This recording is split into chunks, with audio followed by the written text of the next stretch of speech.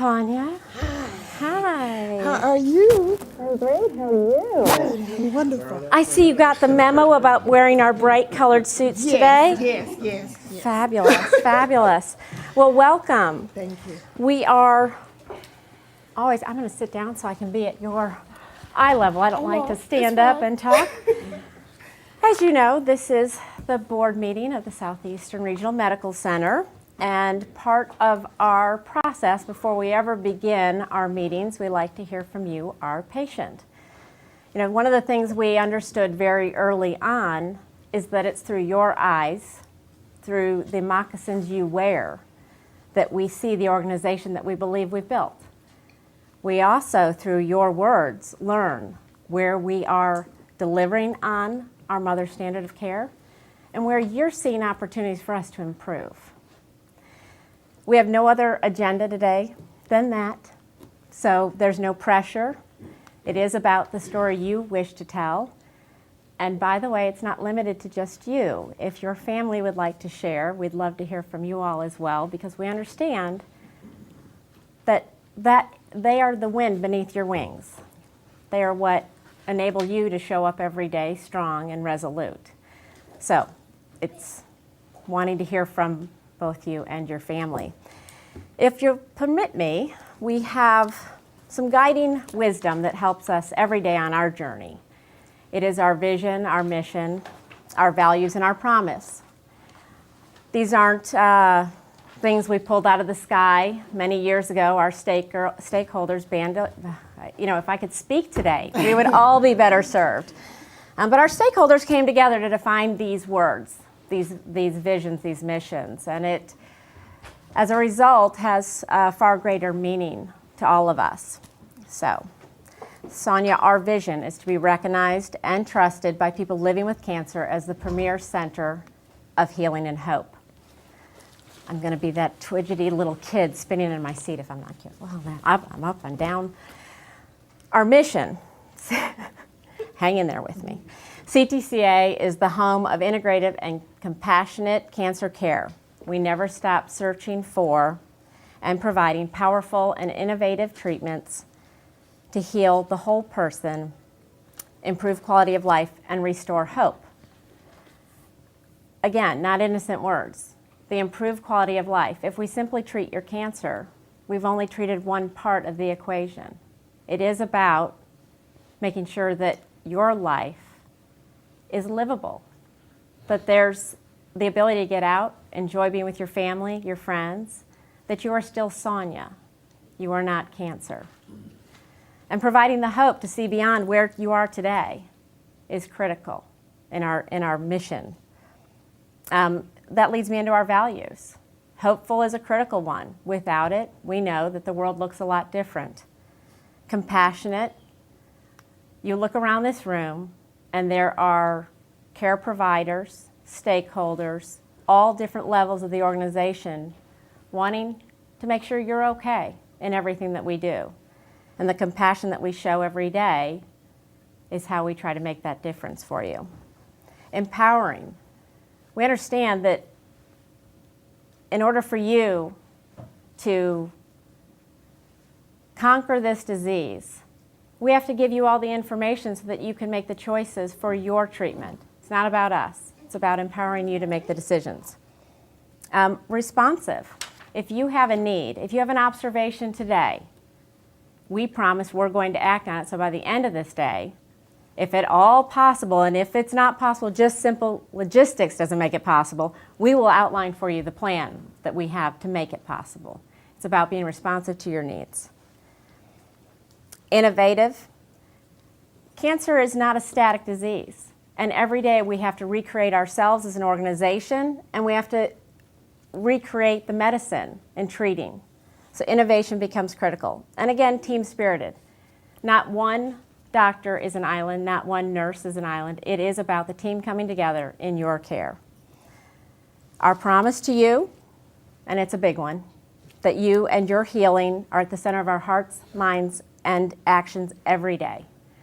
We rally our team around you, that team that we just spoke about, delivering compassionate, integrative cancer care for your body, mind, and spirit. My exhale was the integrative cancer care. The integration is often spoke of and very rarely realized. The model of everything under one roof allows for that integration. We offer clear information, powerful and thorough treatment options, all based on your needs. Doesn't matter what we think you should do. If you don't value it, you don't need it. We honor your courage, respect your decisions, and offer to share in your journey of healing and hope. Again, it is an offer to share, not to dictate what that journey should look like. With that in mind, the stage is yours to share with us. Kristen, I believe you're here to introduce Sonia to us. Thanks, Annie. Thank you. Good morning, everybody. Today we are privileged to hear from a 3-time breast cancer survivor, Sonia Franklin from Tampa, Florida. Welcome home, Sonia.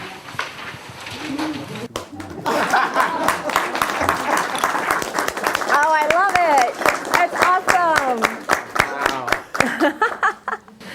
So we say home. We say home by design because one of Sonia's grandchildren thinks that this is Grandma's home. He thinks that CTCA is Grandma's home. It's home because it feels like home. Family, friends, communication, koi ponds, trust. An interesting part about Sonia's story, and you'll hear her elaborate on it, is that she had a great, strong relationship with her former oncologist. Lasted more than a decade. But then that home, that healthcare home, started to break down. So Sonia and her family started to look for a new home. CTCA at Southeastern. So with that, I'll turn it over to you. Sonia, family, thank you so much for being with us this morning.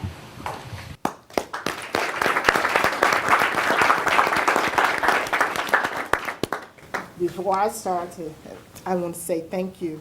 And this is more than an opportunity, it's an experience. And it's not one that I take lightly. So since I didn't take it lightly, I brought my whole family with me. Love it. And because they are the wind beneath my wings. It's been a long journey, but before I start my talk, if y'all can give my husband and my son an opportunity to say something. My daughter says she just want to be the cheerleader. She said, I don't want to say anything, Mom. I just want to be the cheerleader. I'm here to support you guys. But I want my husband and my son to share a few minutes to let you know that it's just not about us, the patient. It's about the caregivers, and what you guys do for them brings it home for us just as well. So.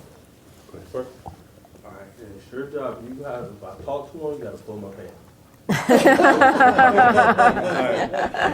Well, I just want to borrow that pacifier. I got a really tough start to the day, and I'm feeling a little bit unsettled. No, I want that precious little one. I want to snuggle him up. He's sleeping.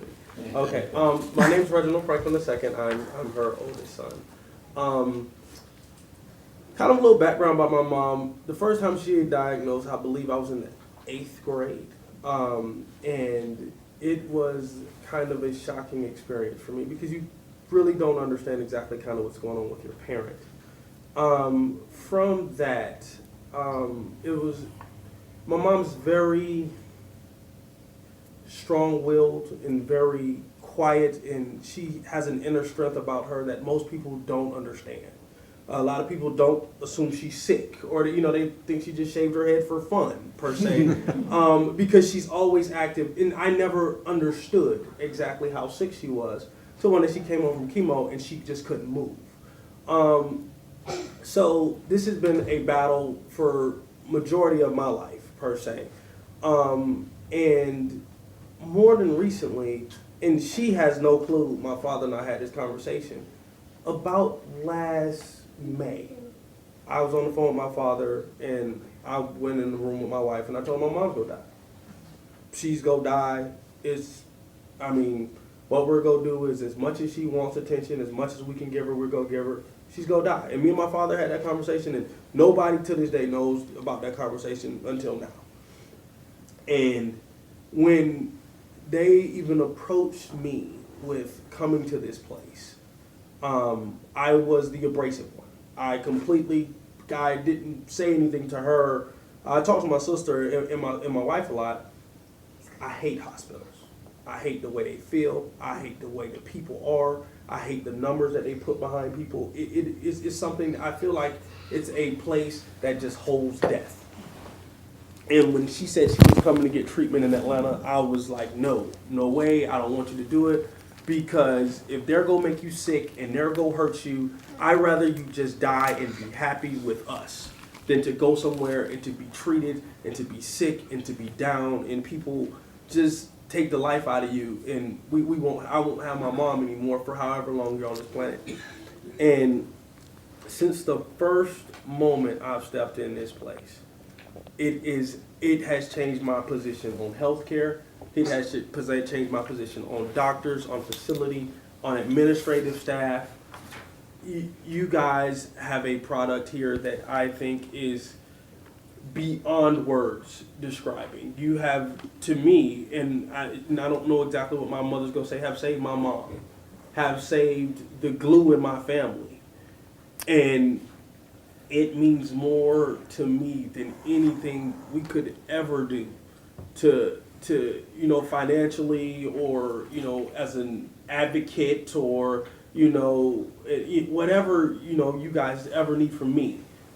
We're down. You just call us, say, hey, we need you back to Atlanta, and we're on TV or we're writing articles or I'm talking to the news or whomever, because you truly, your mission in everything that you've said that you've established or attempted to represent, you've done tenfold.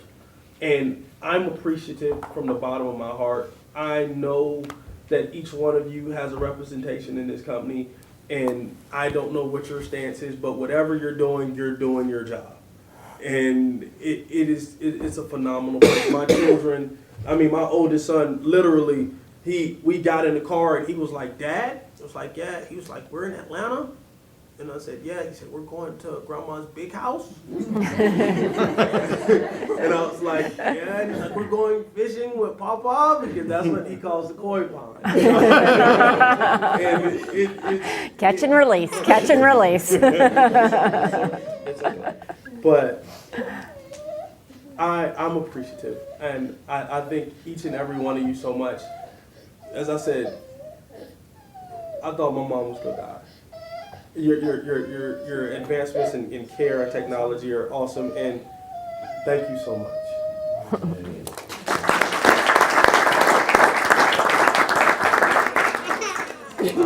Oh, sweet thing. If I could, I would like to, and I know this is a professional, formal setting, but I am an old soldier of a couple of different armies.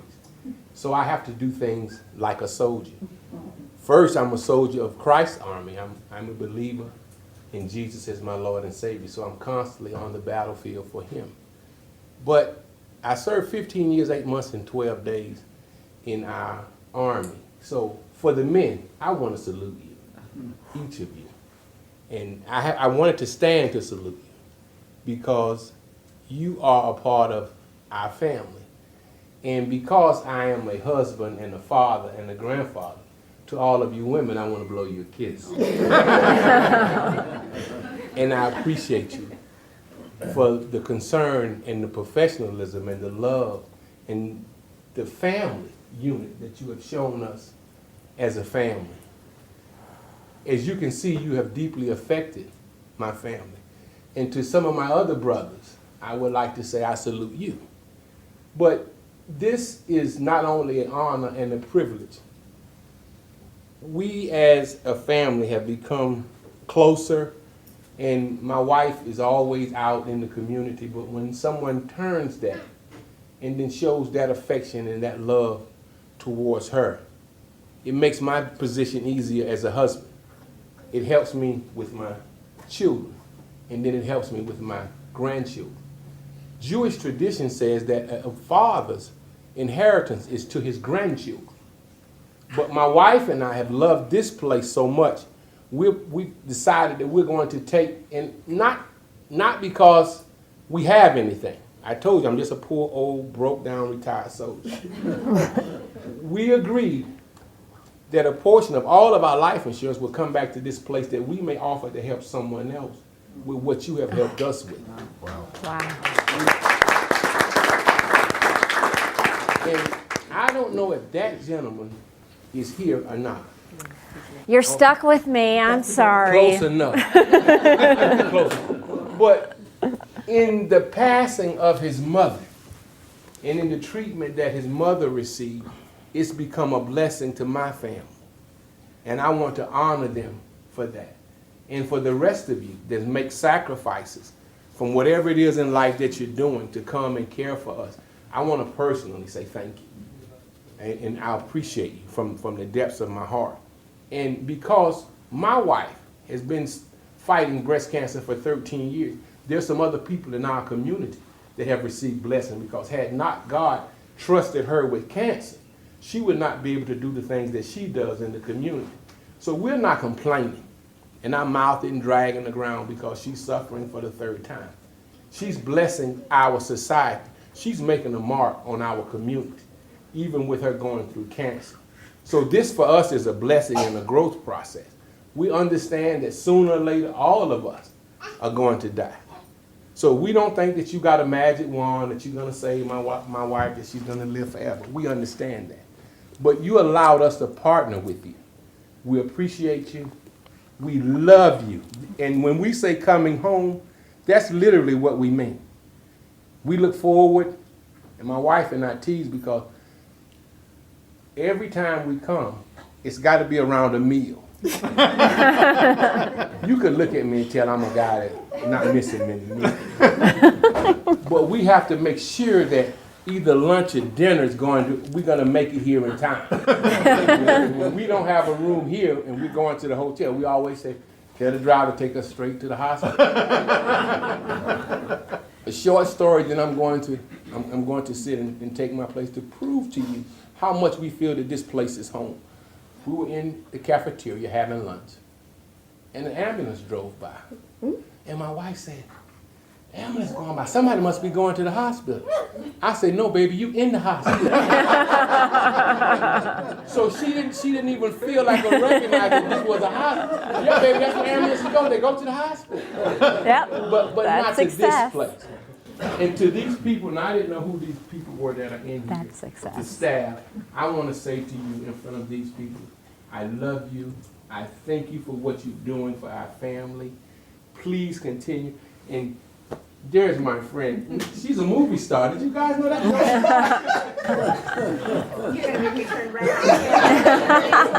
But we love you and we appreciate you. And I'm a prankster, and they set up with all of my pranks and my jokes and allow me to hug and kiss them. Thank you. I love you. Tell Dr. Randolph my mother sends her love, and we love you. And to all of you people, I don't know what else to say besides thank you. I appreciate you, and God bless each and every one of you. Thank you.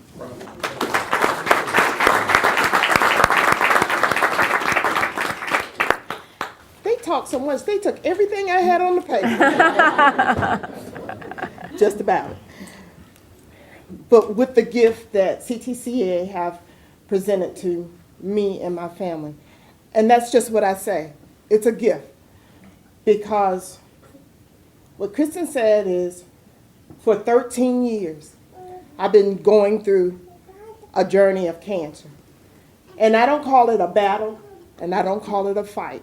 I call it a journey because everybody has something that they have to go through in life. I started it when I was 38 years old, and I trusted and I loved my oncologist. I trusted and I loved my oncologist.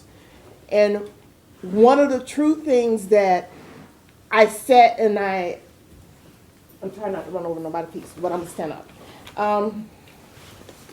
In that office last year, in 2009, when he had considered joining a larger practice that was forming in Florida.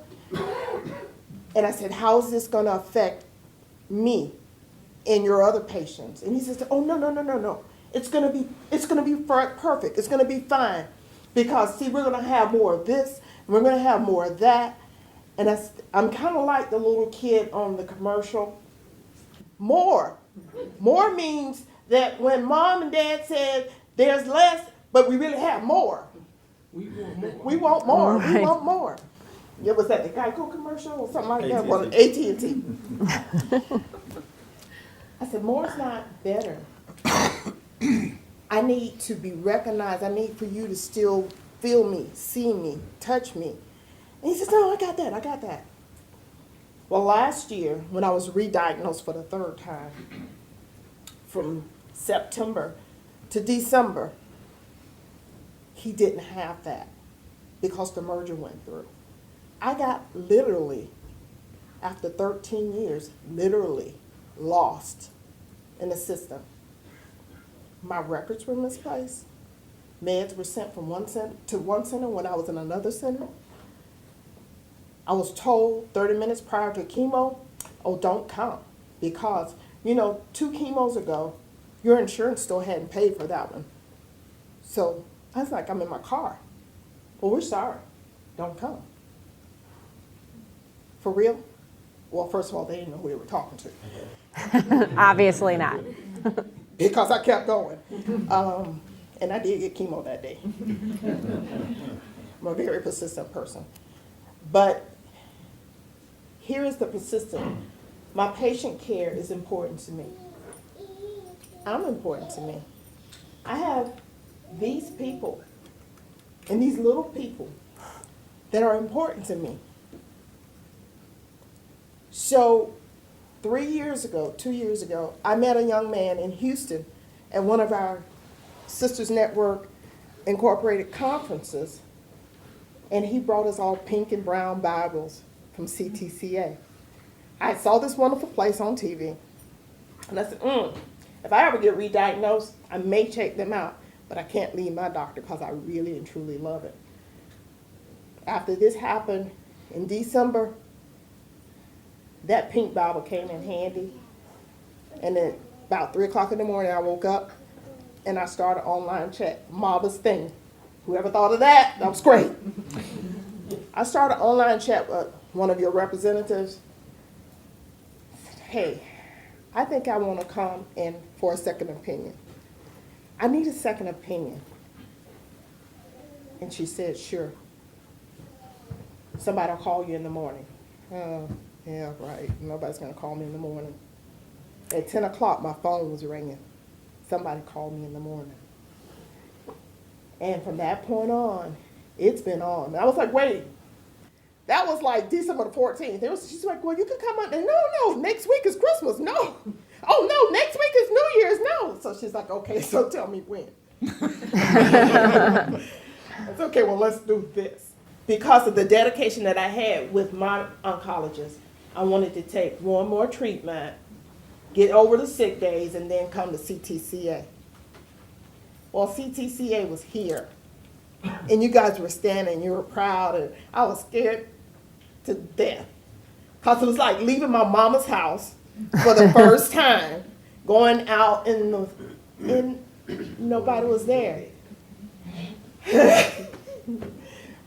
But somebody was there, and that front staff, they were there.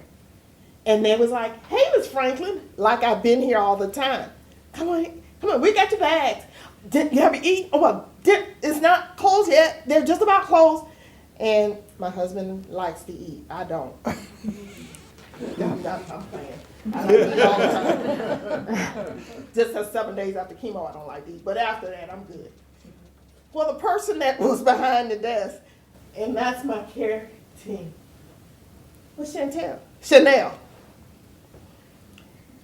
Poor baby. Because she got Mr. Franklin, and I'm the talker like this. Mr. Franklin is the talker anywhere, everywhere, to everybody. So he was like, hey, baby, how you doing? What's your name? Do you have any kids? Are you married? And she's going, no, sir. Yes, sir. No, sir. Yes, sir. No, sir. And she still has this smile, and she's just going and just going, just going. He's just going. And I'm like, honey, they're going to close. We got to eat. We got to eat. We got to eat. He's going, like, you're going to make me stop talking to her, aren't you? I'm like, yes. But she never stopped to smile. And every time we walk in there, you have the smile. And we appreciate it. And we appreciate it so much that he's still sitting by her because he thinks that she belongs here too. Because Trey, my 3-year-old grandson, that's Nana's house, and that's one of the first faces that he saw as well. So it's that inviting tone that kept us here. And then after that, it's kind of like home. Home. I'm going to sit down and I'm going to talk to these doctors, and they're going to tell me something, and they're not going to change my mind about my oncologist because I love him. And I love him. And I love him. And we got to the last doctor, and the last doctor said a profound statement. I said, why are you here? Radiologist. Did I say doctor? Yeah, but so they'll know who he is. Oh, okay. And I said, why are you here? He simply said, you know, as a radiologist, I could write my own ticket anywhere. But this place is like none other. They really want to take care of the patient. They really love the patient. And they don't mind stepping out of the box when we see another treatment, they may do something better. He said, so, yeah, it was a long line of us looking for this job. And I was able to take it, and I was able to get it, and I'm able to treat. And I was like, I was waiting to exhale out of 5 days. After seeing the care of the staff, talking to oncologists, talking to the care nurses, looking at the facility. Dr. Randolph. Okay. I got my team of Randolph to talk about. Stay in your lane. Stay in your lane.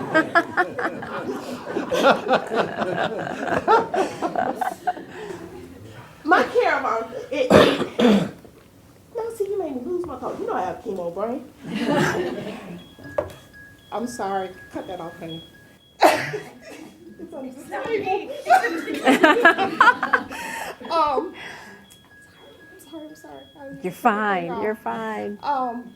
In that care, the doctor, the radiologist, walked out of the room. And when he walked out of the room, I looked at my husband and I said, how can I do it? He said, tell me, how can you not? I like that. How can you not? Your doctor has been there with you all this time, but here's a facility that really going to make a difference. How can we not? The treatment plan wasn't working. I didn't say that they were using. Things were starting to grow rapidly. How can we not? I did. Wow. I did. And I'm proud of it because I'm proud to say that things have shrunk and are disappearing. And I am so happy and I'm so overwhelmed. And it's kind of like, how can I not?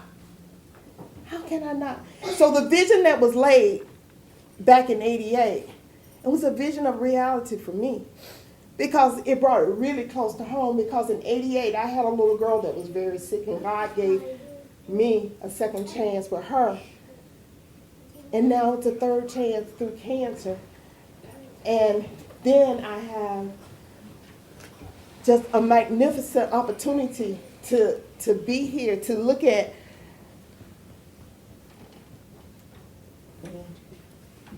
that my husband picks at constantly. When she answers my emails and my text messages, and she's there for me.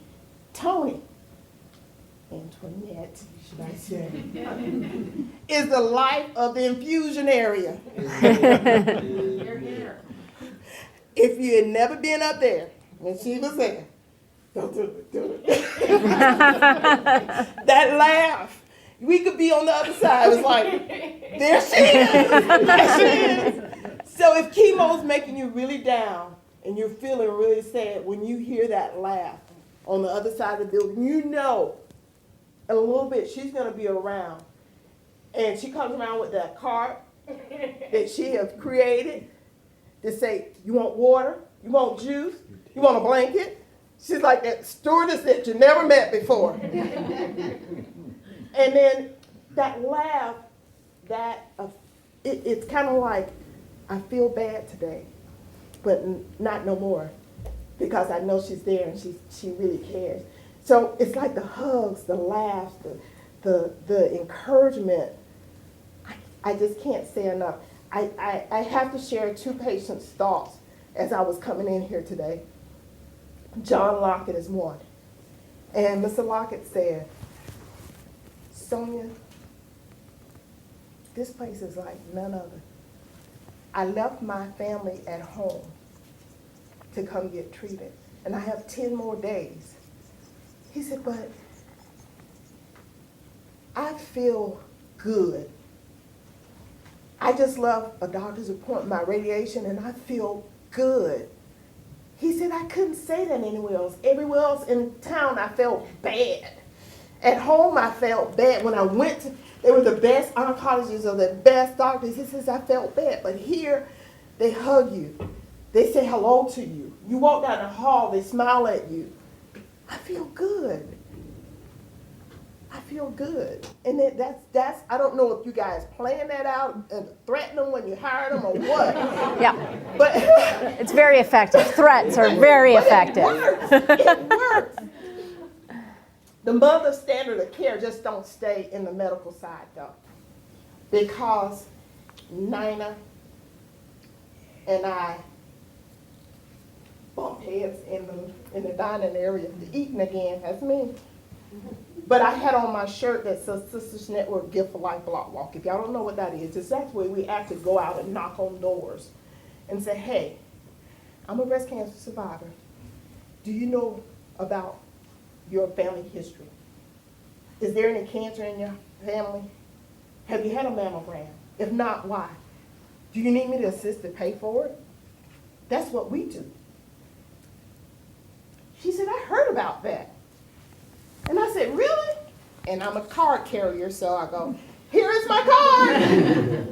And she said, can I call you? Yes. Call me, email me, text me, I don't care. Yeah. So we have become best buds, I think. Okay, I'm glad my daughter's not in here because I'll say it wrong. BFF. She walked in right as I said it. We have. And we talk, it's not just about business, it's about, hey, how you doing? How's your day going? We've become more than just a business relationship. We're friends. Kristen, I love her. I mean, we hug every time we meet in the hallway. You guys have created something that nobody else has. And I want you to understand that we appreciate it as patients. Mr. Walters, I met him, he said, with my wife, I feel like, right before I walked in, he says, cancer was written on the paper when I walked in the door, but it's balled up and it's gone away. Now I have a blank sheet, and it says cancer no more. He said, make sure you tell them that, because I want them to know how proud I am to have my wife back. To have my wife back. Those are all the stories or scenarios that I have in my pocket. But I do have one concern. And you did say, I can say my concern. Absolutely. Only way we get better. 98% of the time, we do things really well. But have you ever read most of you probably have, Who Moved the Cheese? Or Good to Great. I have. I was mandated to do it by one of my employers. And I dreaded it, but I remember it because we're moving. And in that moving, I'm from Tampa. We're in Georgia. One of the scariest part of my journey here is Will my doctors know what's happening to me? And how? Are we linked into Universal Link that they can pull it up if I got sick in the middle of the night and my husband don't know where I put my paperwork, and I gotta go to the emergency room because I just was taking Braxine? Is there anybody to tell them that? Should be happening Yes. right now. Yes. Should be, were you not asked who your family doctor was when you first came into the system? Yeah, but I went to my family doctor and, No one's corresponded with him? right. So my concern is, how can we do that? And that was my concern. I'm glad to know that it's there. Because I went old school. Maybe we need to provide a patient with a jump drive after treatment to say, here's your medical records on file, so that they can take it to their medical provider. Yep. Something that we can have secure enough that, I mean, it sounds old school, but it's still new school. Jump drive still work, right? A little bit. Oh, he's the graphic designer. You know, we paid for that education. The architect and the graphic designer there. They still work, but it's a way that we can carry that we'll know that if I got sick, he can say, here's what's been going on. All he can say is, she's been taking chemo. I'm curious, Sonia, were you at any point told about my CTCA? Do you have a smartphone? Have they? I can do that. I do that. Okay, but I understand. What can you hand to somebody if you can't tell them about Exactly. it? I And have so- and I go in and I make my appointments and I look at my test results and my labs. People, this is about people that's not as technically savvy as you. Exactly. I can, like I said, I can do that. Well, not only that though, for example, if I was home and it's on her phone, but her phone is locked, I don't know how to necessarily unlock it. So No, it's it a might, big it might, opportunity. it might be, it's just an adjustment that can be made. Maybe it's a zip file Right. that is sent to, that is sent, with every patient. Listen, who's your doctor? We're gonna send a zip file over. You get it, you get sent it with a receipt, so when they open it, That's it's a right. receipt saying I that was they trying. opened it and they looked It's at napkin it. and I At was that point in happy time, with you can it. always confirm that, I guess that person With actually napkin. received it. With your permission, what we do for our patients is, let's say you're traveling and you happen to be in Bangor, Maine. Yeah, got it. And you end up in a hospital. We have your 1-800 number that you call, and we have care managers who have access to your medical record, and they will send that to the hospital where you're headed. They will call ahead to let the hospital know you're coming, and they will specifically speak to the people there. So I'm not sure, Yeah, but- this is your own family doctor is where you found the glitch, not at a hospital. No, but what I'm hearing is that if Sonia is not able to communicate that, we need to find a methodology that provides that 1-800 number and the Yeah. medical records We that, have two things, and I need to follow up because Right. I'm not sure what's happening here. Yeah. But one of the things that we were doing consistently at the hospital where I used to work, that was part of the CTCA system, was to send what we called a hometown physician report. Right. So every time you left the hospital, there would be a report that would Exactly. be automatically sent to the Exactly. doctor at home. And so that's one thing that helps with that. The second thing that we're working on, I'm not sure it's completely ready yet, is something called a physician portal. And what that allows is the electronic access to your mom's medical records. So what we would do is sign up your physician with your Right. permission. Right. So that they could have access to Exactly. your records electronically. Right. Yeah. And that's the one that I'm. Right, that's like That's what the you're ideal, Yes. right. Right. That's the ideal. and that's Sonia, through the internet. this is Ann Meisner, who is the CEO here, and Roger Carey, who just spoke before, is our enterprise-wide chief operating officer.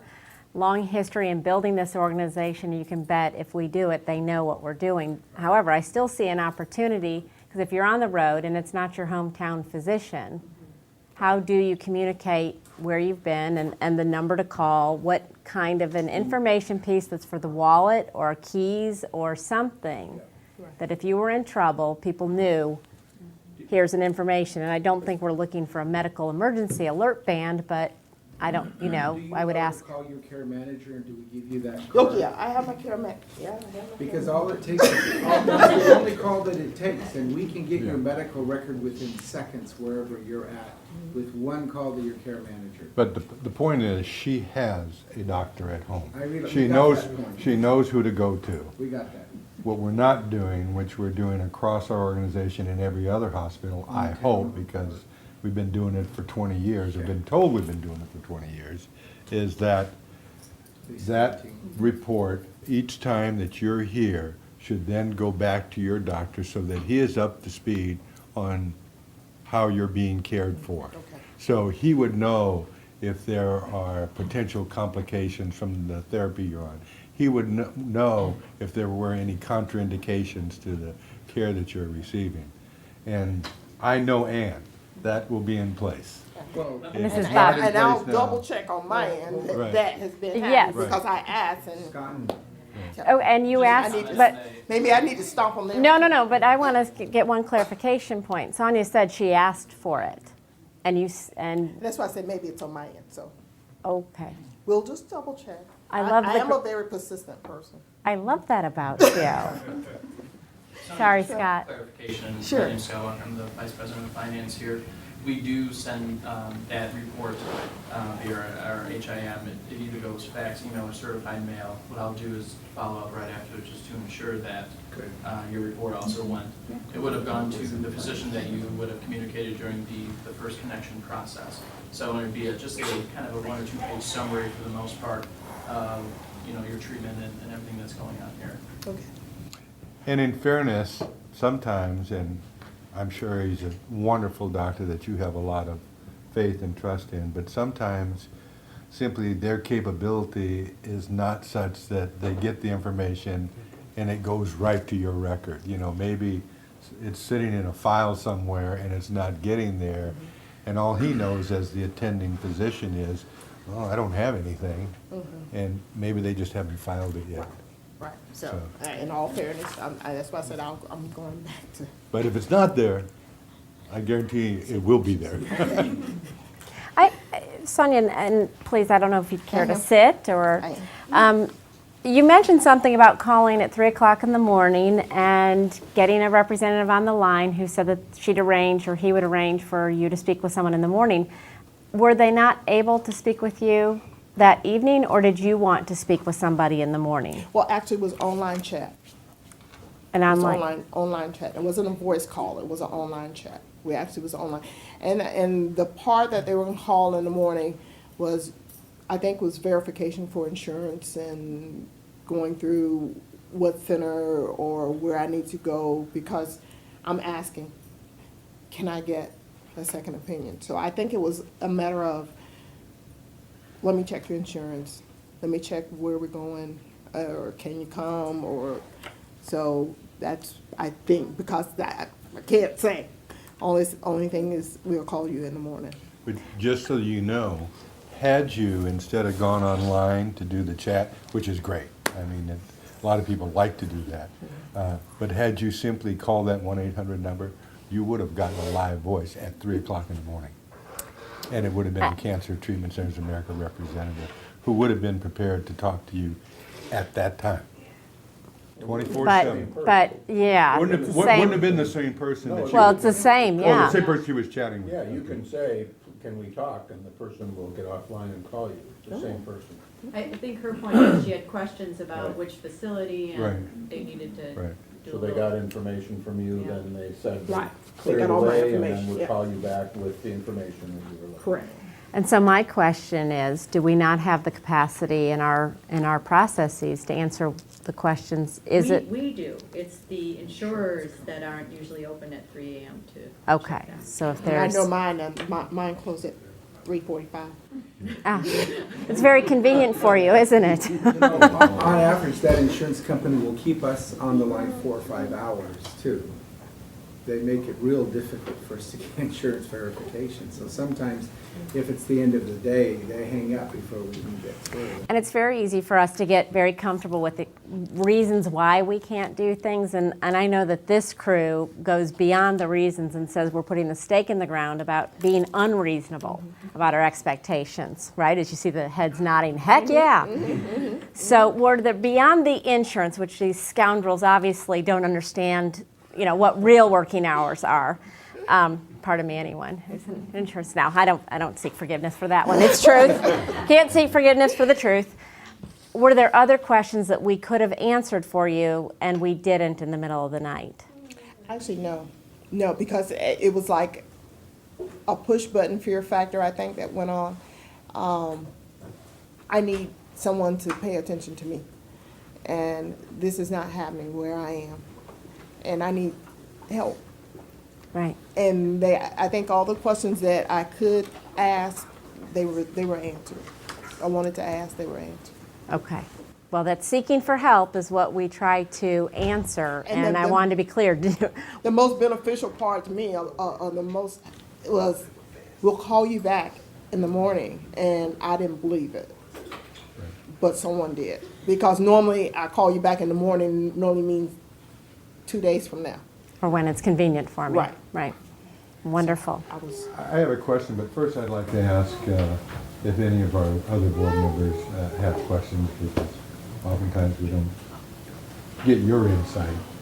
You may have some things that we don't think about as being part of the organization. Bob Mayo, our vice chairman and co-founder. Yes. So. Yes. Nice to meet you, and I Nice have some meeting you things as to well. say, but I know that we have other board members that are part of this community and part of the Atlanta proper community who really love to hear the things you say about us. We love accolades, but we also know that we're only going to get one chance to ask you questions that will help us improve our service to you. So I want to make sure that they have the opportunity to ask those questions.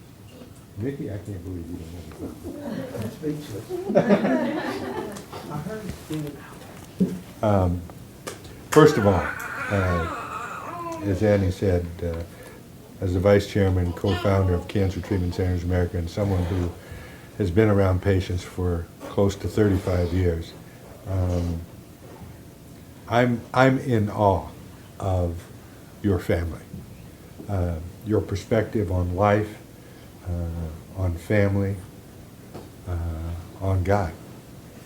And I think one of the things that makes us different is we're symbiotic in that we know how important God is.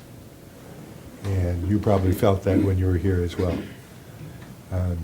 But you have a beautiful family. Thank you. And I will also tell you that when you look at the research, what we know is that families that are this close together, typically the patient does remarkably well because they have such tremendous support. And we understand the importance of the caregiver, husband, daughters, sons, grandchildren, because at this age of my life, all that's important to me too. So thank you so much for your kind words and accolades.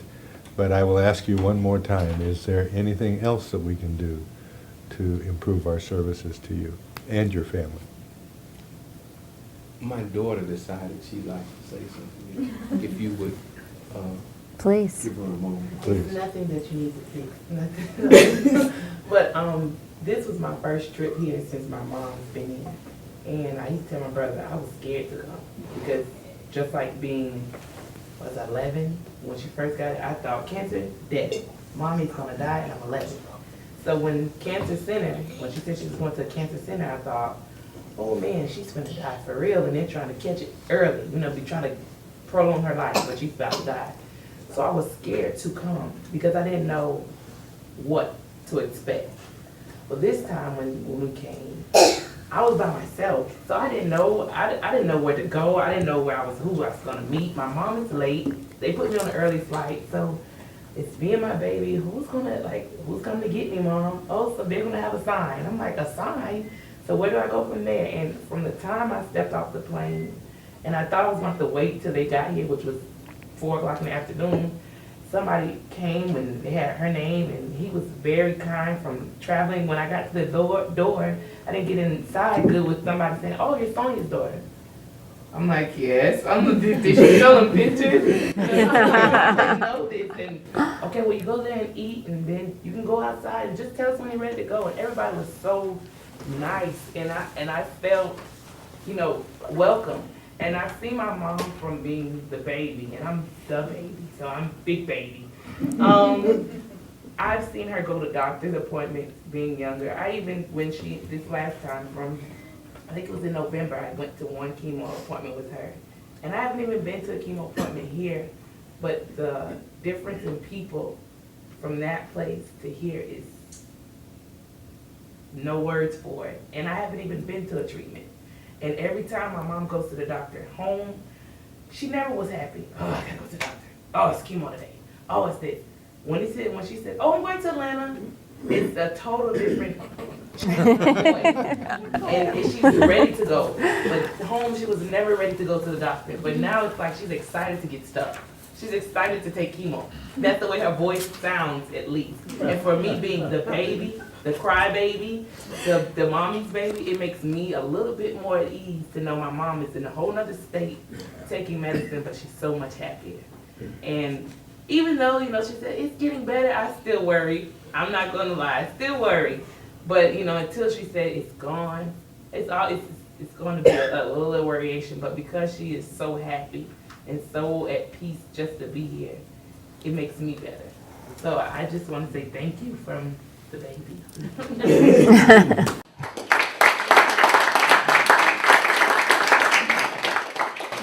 From your comments, one of the things that I'm going to reevaluate around our enterprise is the safety net that we want our patients to feel. Tampa's a long ways from it. And we want you to feel like you're just a phone call away, that there's people 24 hours a day, 7 days a week that will help you to get care in your local community if you need it, just with a simple phone call, or help you get on a plane and get here as quick as possible. That's really important because of the distance. And so as it relates to the hometown physician, we may be sending them the record, but are we communicating that it's there and we want to partner with him in your care? Are we highlighting that? So I'm going to dig a little deeper on that across our enterprise. Very good insights, and it's really creating that safety net that our patients need. Thank you, Roger. That's an important part of this. As we stated at the beginning, we don't start any board meeting, any major meeting without first hearing from our patients, because we understand the alignment it provides to us as stakeholders in our mission. It also provides what we call the pay it forward. What you experience today is the result of patients who have come before you. Every time we talk with our patients and caregivers, we learn something. Sometimes little pieces of information like, in the waiting rooms, it's all ladies' journals. I am a man. Could you please get sporting magazines, whether it's Sports Illustrated, hunting, something simple, but yet important, to really important initiatives of ensuring that safety net is in place as we know we want it to be and believe it to be. Every system, every process has breakdowns. And when it occurs, there's an opportunity to not only shore it up, but to improve upon it. So we thank you for coming to this group. Yes, Reginald, what would you like to share? And I'm done after this. My wife came the first time and she stayed an extended stay, 30, 40 days. What I'm finding is that's the norm for especially people that's receiving radiation treatment.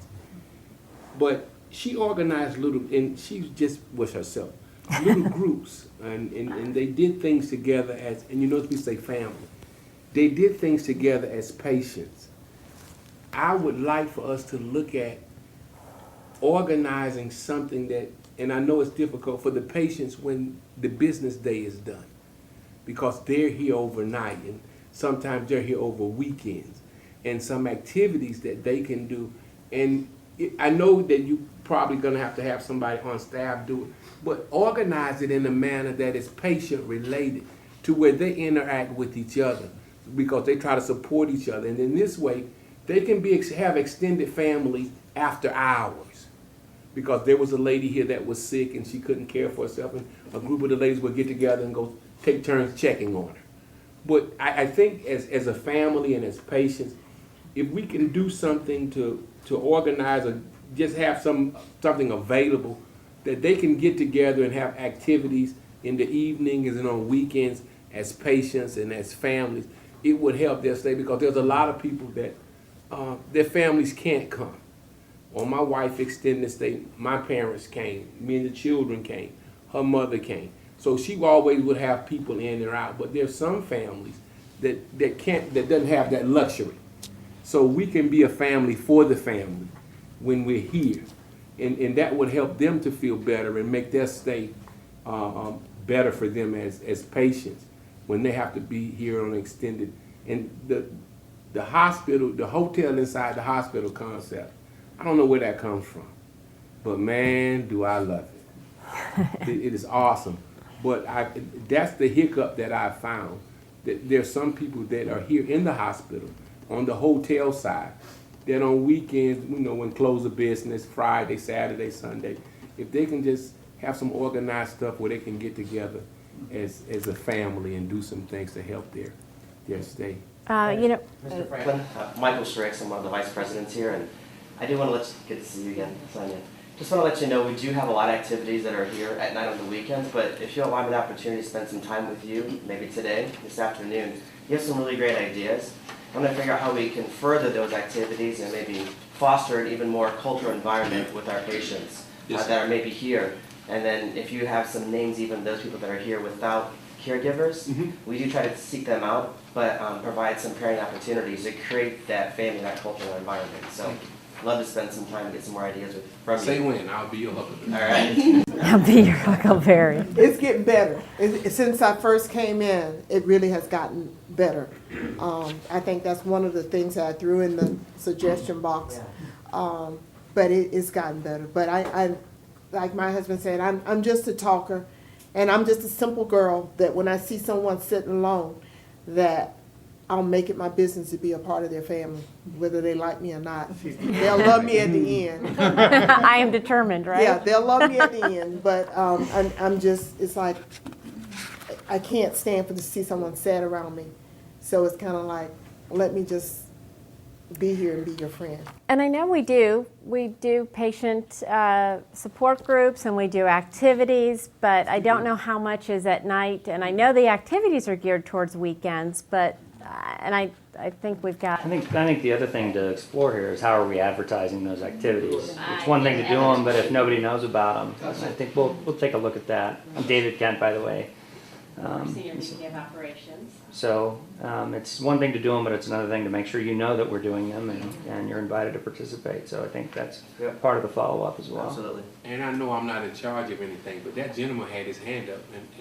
Oh, and I'm sorry, I can't see. Tommy Williams, Senator Tommy Williams. It's always interesting to see different perspectives on cancer, particularly from the patient's point of view. I'd like to first say, I'd like to honor you for the job you've done as a father and you as a mother. Your kids are very respectful, and you're holding this together, and I just commend you on that. But, you know, we often hear about folks that are going to beat cancer, they're going to fight cancer. Your perspective of it being part of your life's journey, you know, everybody has some troubles. Cancer affects a lot of people, but seeing that as part of your life's journey is pretty strong, and I think it's helpful. I think we actually would do better if we saw it as a journey rather than as something we had to fight. It's our I think it's the hospital's job to help fight, but viewing it like you do is commendable. Thank you. Thank you, Tommy. It's good. I'm making a note to really look at how do the words of fight and battle versus journey really impact patients. What's more powerful? That's a good insight. Well, thank you very much, Sonia, Reginald, the whole family. We love hearing from you. And obviously your insights, like I've already stated, really do provide a better tomorrow for patients who come after you and families who come after you. You know, Reginald, you did say one more thing and then I'll end. There's no end to this. When you have a moment a week from now, 2 months from now, you're at home, you're enjoying yourself, and you thought, wow, I'd like to be able to know how to get in touch with somebody. I have a aha moment of, I know how that could be better. The door is always open. I know Ann and her team would always welcome a call, as would I. So if there's any opportunity that you see, please feel free to bring it forward. One of the things that makes this experience for you so amazing is the stakeholders. Obviously, without the talented individuals to deliver the care on a daily basis, there's no magic. We can build beautiful buildings. Absolutely. Kisses all around.